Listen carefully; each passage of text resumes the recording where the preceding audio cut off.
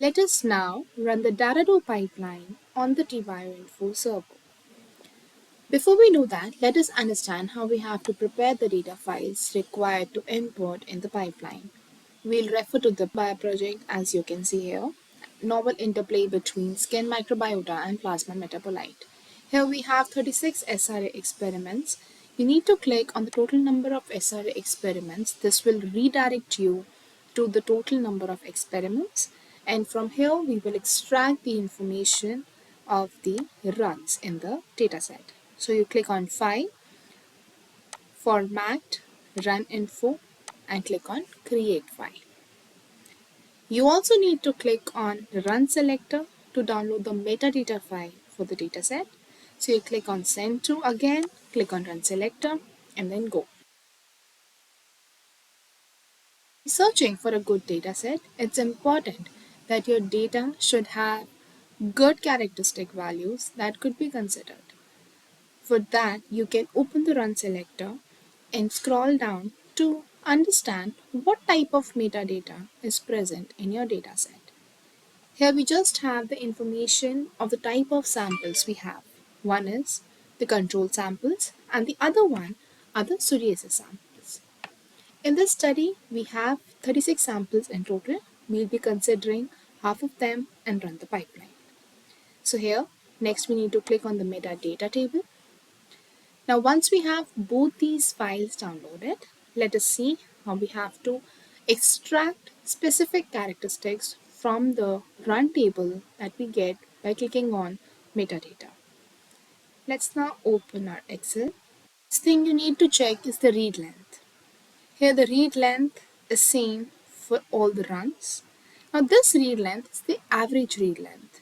You can divide the read length by 2 and consider the read length that results for reverse and forward reads. Let's say the read length is not the same for all the runs that are present in your dataset.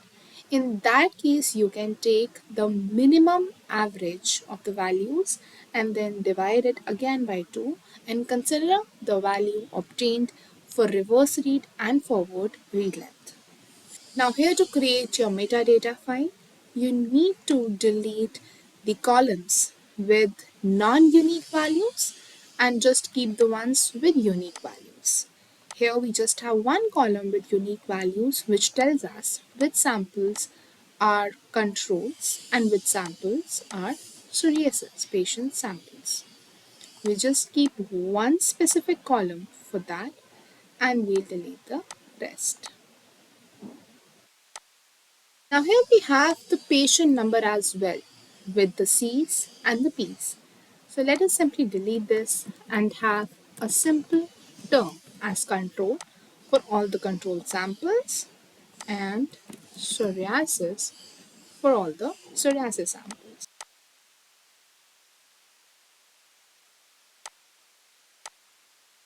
We have a lot of psoriasis samples and lesser number of controls. Controls are just 10, so let's consider just 10 psoriasis samples as well maybe, and we can delete the others. Now save this file as a .txt file and name it as metadata.txt. Right? Alright, now it's very important to check the formatting of the file before you really upload it on the TBioInfo server. You need to make sure that there is just one space between these two columns. One space separates the values into two different columns. So if you have more than one space, it will consider the next space as another column. So I'll find the specific spaces and replace it with a single space. Please make sure that you have no additional row after the last row. Your metadata file is now ready. Let's run the pipeline. We'll go to the TBioInfo server. If you already have an account on the server, great. If you don't have, you can mail us at marketing@omicslogic.com or support@pine.bio so that we could create demo credentials for you if you are new on the server.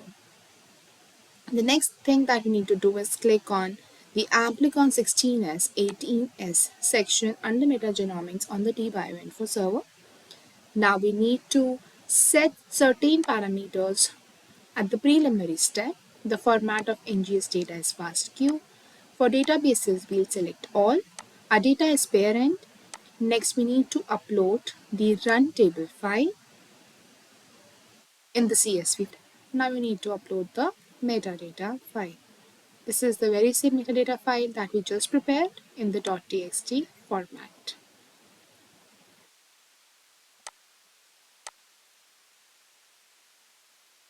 Now I click on submit. Now we are good to run the pipeline.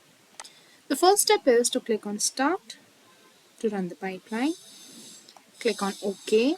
This is a simple point and click pipeline, and you have to set some parameters before you actually click on the button. Here the read length, if you remember, was 500. The average read length for all the samples, I'll divide it by 2 and I'll put the parameter as 250 for both forward and reverse read length.